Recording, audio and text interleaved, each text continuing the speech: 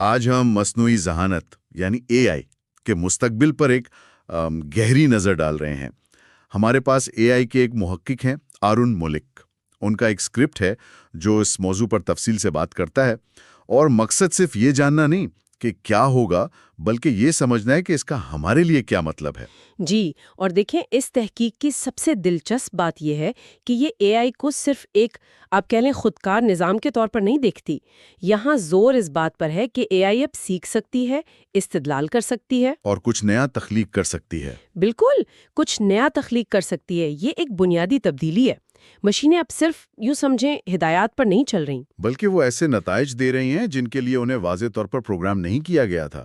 جی بالکل وہی۔ اور یہیں سے معاملہ بہت دلچسپ ہو جاتا ہے نا؟ اسکرپٹ اگلے اشرے میں 4 بڑی تبدیلیوں کی پیشگوئی کرتا ہے۔ پہلی تبدیلی ہے ذاتی اے آئی معاون کی، لیکن یہ کوئی بہتر سیری یا الیکسا کی طرح نہیں ہے۔ نہیں، بالکل نہیں۔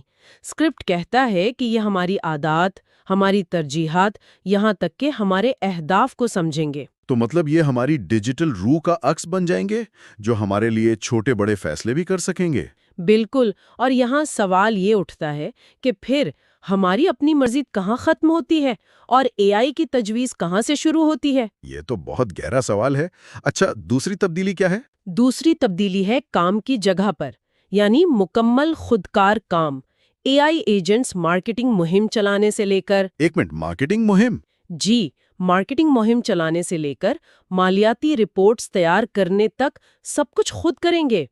یہ صرف نوکریوں کی تبدیلی نہیں، یہ کام کے پورے ڈھانچے کی تبدیلی ہے۔ یعنی ایک پوری ٹیم کا کام صرف ایک اے آئی ایجنٹ کرے گا؟ یہ تو بہت بڑی بات ہے۔ اس کا مطلب ہے کہ مستقبل میں مینیجر کا کردار بھی شاید اے آئی سنبھال لے۔ خیر، تیسرا نقطہ تخلیقی صلاحیتوں کے بارے میں ہے۔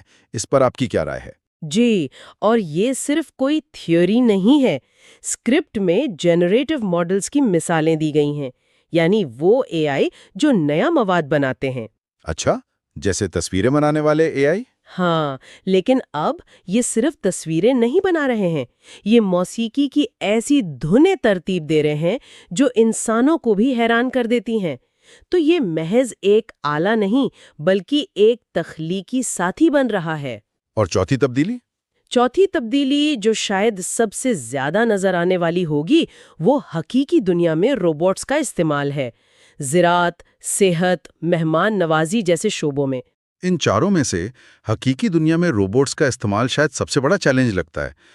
اسکرپٹ تو زراعت اور صحت کی بات کرتا ہے، لیکن کیا اس میں ان سماجی تبدیلیوں کا بھی ذکر ہے جو تب آئیں گی جب ہم اپنے ارد گرد مشینیں کام کرتے دیکھیں گے؟ یہ سوچنا ہی حیران کن ہے۔ اگر یہ سب کچھ ویسا ہی ہوتا ہے جیسا اس تحقیق میں بتایا گیا ہے، تو یہ صرف ٹیکنالوجی کی تبدیلی نہیں ہے، یہ تو ہمارے پورے سماج کی بنیادیں ہلا دے گی۔ اس کے فائدے بے شمار ہیں، علم تک سب کی رسائی، سائنس میں تیز رفتار ترقی۔ لیکن خطرات بھی ہوں گے، جیسے غلط معلومات کا پھیلاؤ۔ بالکل، غلط معلومات اور ڈیپ فیکس، یعنی ایسی جعلی ویڈیوز یا آڈیوز جو اتنی حقیقی لگتی ہیں کہ ان میں اور اصلی میں فرق کرنا تقریباً ناممکن ہو جاتا ہے۔ جی، اور اس کے علاوہ پرائیویسی کے مسائل اور اے آئی سسٹمز میں انسانی تعصب کا شامل ہو جانا بھی بڑے چیلنجز ہیں۔ 1 منٹ، اس تحقیق میں خطرات کی بات تو کی گئی ہے، لیکن کیا محقق کوئی حل بھی پیش کرتا ہے یا صرف مسائل گنوا کے چھوڑ دیتا ہے؟ کیونکہ تعصب اور پرائیویسی